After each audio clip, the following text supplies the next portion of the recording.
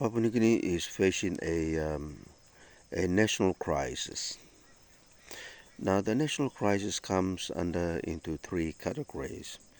One is called creeping crisis.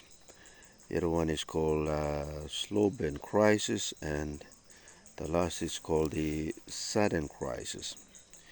The creeping crisis is foreshadowed by a series of events that decision makers don't view as part of a pattern.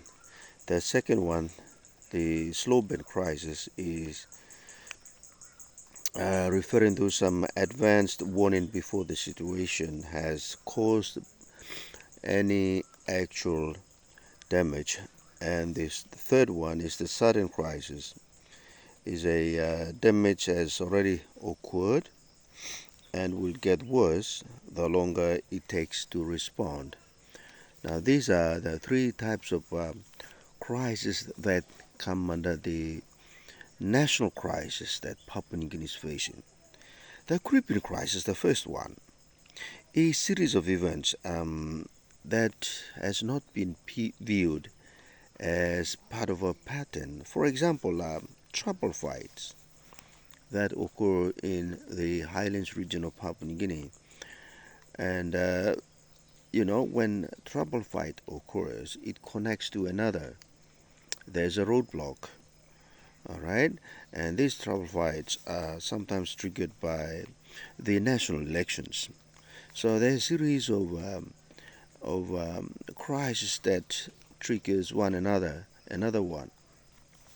And the second one is the slow burn crisis. Now, this relates to some crises that have been warned before, and decision makers have not acted on it. They took it for fun. For example, the engagement of World Bank and IMF.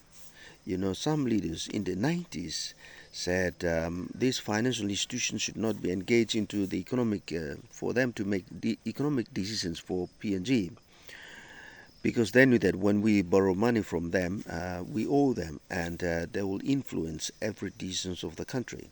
And they this. Right now, the country has worked closely with these two financial monsters, and we owe them a lot of money, and they continue to influence the decisions of the government. The third one is the sudden crisis. Now, sudden crisis is the damage that has been caused, and the longer we have waited for it, we have not responded, it will have a detrimental effect on the country. For example, the unemployment rate that this country is facing, there is a high dropout of university and college graduates, and there is no job anywhere. You cannot find job, and the country has not responded quickly, and the unemployment rate is over the roof. Even our graduates, they cannot find job anymore these days, and these are very serious national crises. Papua New Guinea has to respond quickly, and there is no answer. You know, the answer is if we have concerted efforts put on by every stakeholder in this country to address these three types of issues that are highlighted under the national crisis. And some are legacy issues, some we have ignored. These issues are very, very important, and we cannot let these things pass by. We cannot ignore them.